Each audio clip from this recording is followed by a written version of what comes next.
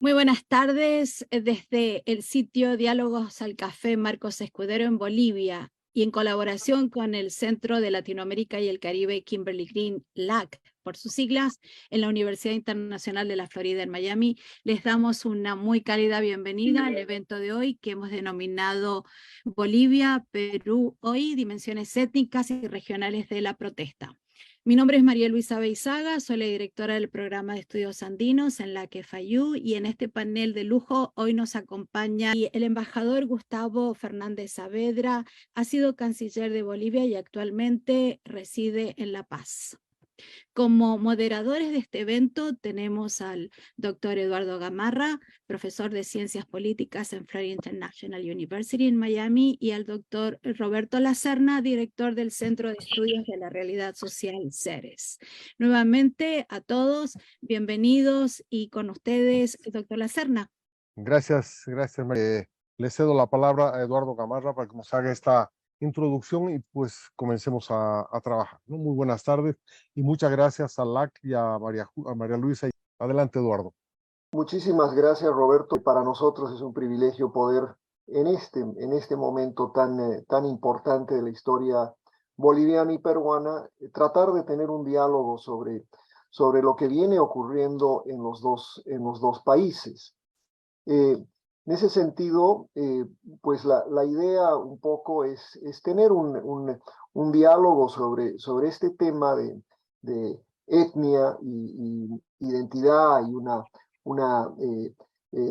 lógica, ¿no? De lo que viene sucediendo en el sur del Perú y lo que ha venido sucediendo en Bolivia durante los últimos ya más de 15 años.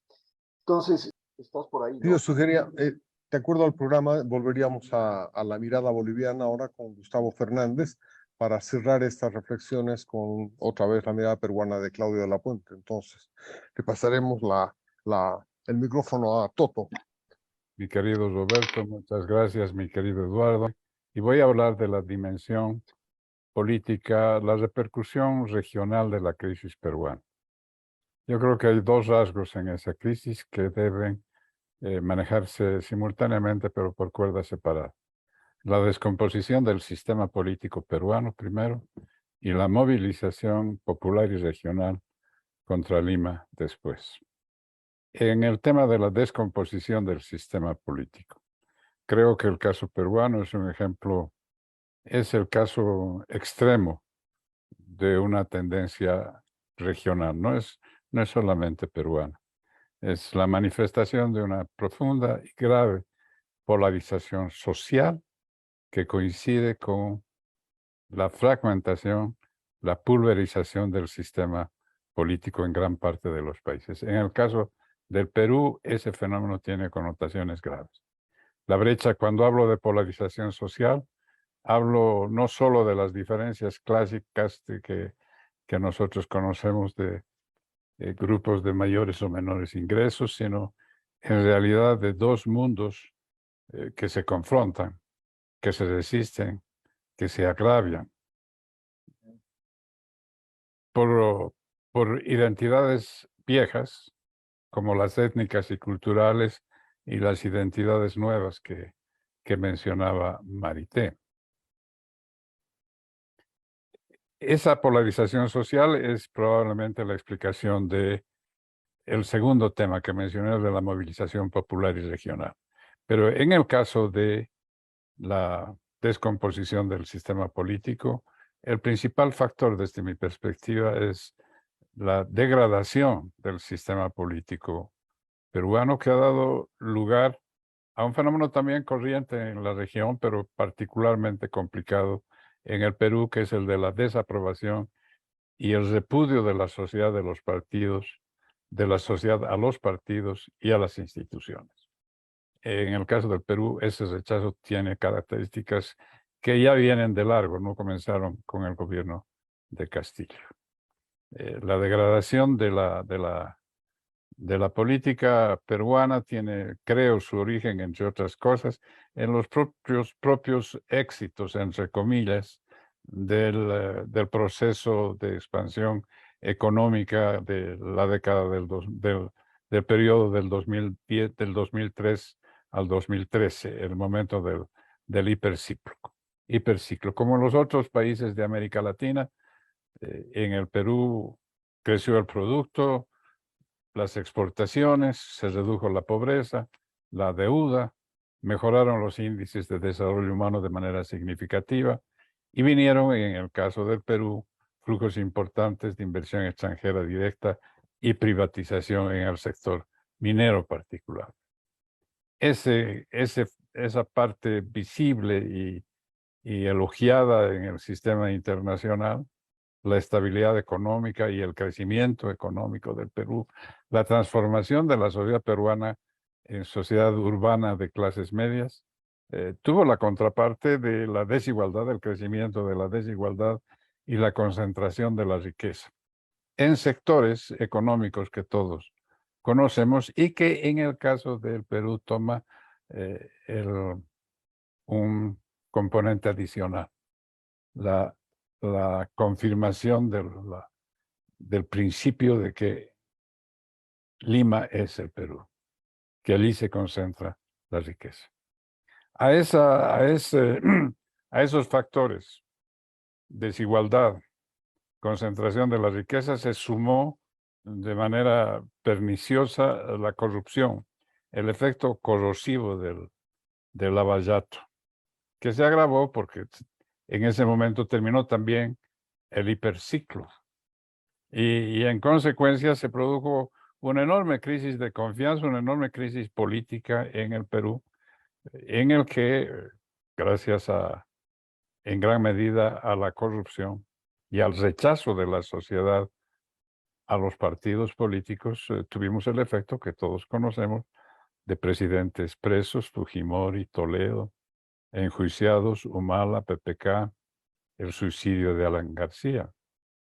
Y luego el dato que persiste desde hace algunos años ya de la confrontación entre los poderes legislativo y ejecutivo. Un presidente en minoría confrontado con un Congreso que quiere gobernar desde el Congreso. Ese conflicto fue muy agudo en el caso de Keiko PPK, cuando comenzó este ciclo de crisis, que dio origen luego, todos lo sabemos, a las vacancias del propio PPK, la vacancia, la presencia de Vizcarra, el cierre del Congreso, nuevas elecciones, un Congreso que vuelve a vacar esta vez a Vizcarra, un presidente transitorio que dura muy pocos días en medio de manifestaciones de rechazo en Lima, sobre todo Merino, el nombramiento de un presidente de transición, Sagasti, que conduce con dificultades, pero conduce finalmente las elecciones del 2021, y luego la elección de Castillo Boluarte. Y en todo ese proceso uno se pregunta, ¿y alguien se acuerda de las siglas de esos partidos políticos? De los partidos que cobijaban a esos dirigentes políticos. Yo creo que la expresión que se usó esta noche para describir a los partidos políticos como redes de poder es una forma muy correcta de mencionar el proceso de clientelismo y de degradación del sistema partidario peruano, que alcanzó, que explotó finalmente, lo recordaba muy bien Beto en las elecciones de 2020 con 15 candidatos, la elección de Castillo con una diferencia pequeñísima de votos y una primera vuelta muy baja en apoyo popular. Un gobierno breve, complicado, difícil, marcado por su soledad política, hizo muy bien Beto al recordarnos que su propio partido, el que le llevó Perú Libre, lo abandonó a los pocos días, y de que Castillo tuvo que gobernar sin experiencia ninguna, sin organización política, tuvo que recurrir a parientes, amigos, vecinos, y no encontró otra manera de mantenerse en el poder que buscar transacciones clientelares con los partidos que querían vacarlo. En el Brasil usan una expresión cruel para referirse a apoyos a gestiones de esa naturaleza. Los brasileños dicen gobernaba con el bajo clero, es decir, con niveles inferiores de decisión política, con la falta de un proyecto claro, en medio de un hostigamiento congresal que no le dio tiempo para nada. Desesperado, finalmente imitó mal a Fujimori y trató de disolver el Congreso, intervenir el Poder Judicial, mantenerse en el poder sin que lo acompañaran ni siquiera sus ministros en el momento en que daba ese autogolpe. No duró nada, desde luego. Esa misma tarde, mientras se dirigía a la Embajada de México, lo detuvieron los de su guardia personal. Y ahí está. Quedó Dina Boluarte, su propia vicepresidenta, que repitió, esta vez con un poco más de cuidado que Castillo, creo, la única carta que le quedaba, que era la de negociar con el Congreso, y en principio su primera declaración fue que ella y el Congreso quedarían hasta el 2026 y concluirían el mandato del presidente que acababa de ser vacado. La presión social enorme los obligó a adelantar elecciones para el 2024. Y ahí está, eso, y la perspectiva del proceso político de aquí para adelante, en esos términos, es muy, muy difícil de predecir. En ese momento es que, cuando ese conflicto entre las fuerzas políticas tradicionales, las mafias políticas del Congreso y del Poder Ejecutivo se concentraron en Lima, es cuando entra en juego un factor que no esperaban, que es el del conflicto regional, una inmensa movilización popular, sobre todo en la Sierra Sur, que encontró de inmediato la represión policial y militar brutal. 58, 60 muertos, es el dato de hoy, creo. Uno de esos muertos fue en Lima. Y eso no deja de llamar la atención. Bueno, todos los muertos son en la sierra y en los movimientos étnicos y culturales, y cuando llegan a Lima y se producen las manifestaciones, se dispersan con gases lacrimógenos y solo fallece una persona. En ese vacío político, en esa confrontación, los militares y los policías asumen el control de la represión, con una fuerza que claramente parece mayor que la del poder, entre comillas, civil que los comanda. Y ese es un dato que desde luego hay que tener en cuenta. Por su lado, la economía sigue caminando por ahí, bajo el firme control de la CONFIEP y los sectores empresariales peruanos. Los datos, no sé, no parecen coincidir con los que mencionaba Pajuelo esta noche, por lo menos los que emanan de los organismos económicos tradicionales. Aunque todos, mercado, políticos, opinión pública internacional, miran con creciente preocupación la evolución de la crisis peruana y sus consecuencias en la economía peruana y latinoamericana. Desde luego, también la opinión internacional mira con sorpresa, preocupación e inquietud lo que está ocurriendo allá. Desde luego, y bien lo ha hecho Beto al mencionar, México, Colombia, opinaron de inmediato respaldando a Castillo, y en la práctica se ha producido hay una ruptura virtual de relaciones diplomáticas con esos países. No han terminado de formalizarse, pero el tono y la manera como se conducen muestran claramente la brecha que se ha abierto. Y la tensión con Bolivia es muy fuerte. Me voy a referir a esa en un par de minutos más. Fernández de la Argentina, como siempre ambivalente, llamó primero para apoyar a Dina Boluarte, después coincidió en un documento, en un comunicado con López Obrador, Petro y Arce, y luego se quedó callado. Yo no volví a decir nada. Lula ha mantenido hasta hoy una actitud de prudente silencio sobre lo que ocurre en el Perú. ¿Ya me he pasado el tiempo, mi querido? ¿Ya me pasé?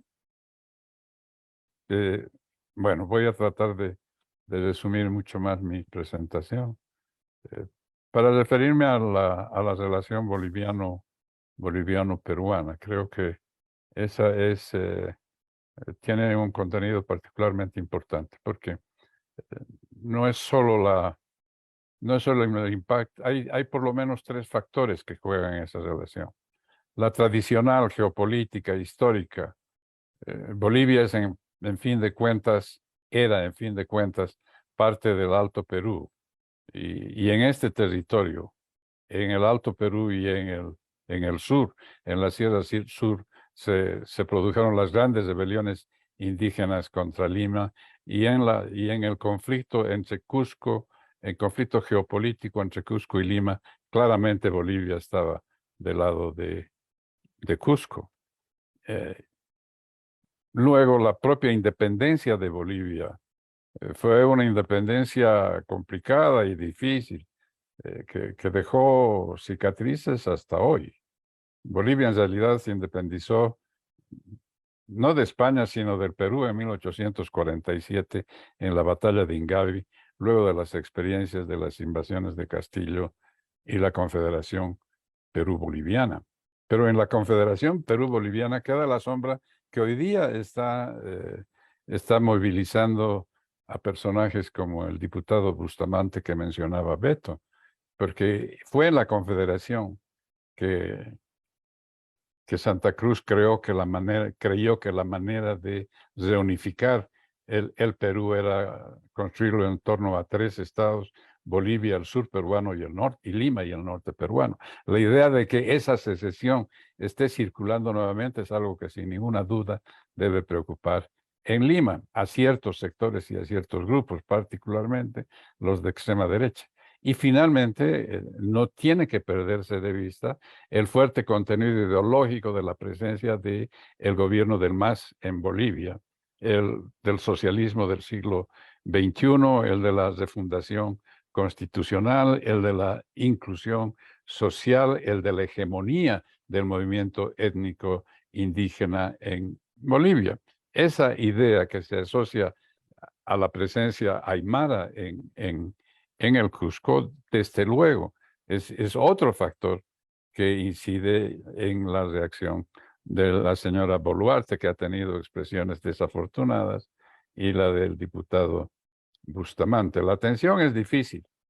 Mi impresión es que en algún momento, aunque nadie sabe cómo, la crisis política peruana amainará y se encontrará alguna salida que será por definición frágil y poco duradera. Pero en fin de cuentas, ese conflicto se administrará de una o de otra manera. El que ha de ser muy difícil manejarlo en el futuro es el de la reapertura de las viejas heridas de la relación y de los agravios que las provincias del interior, que los departamentos del interior y de la sierra y de los Andes tienen con Lima.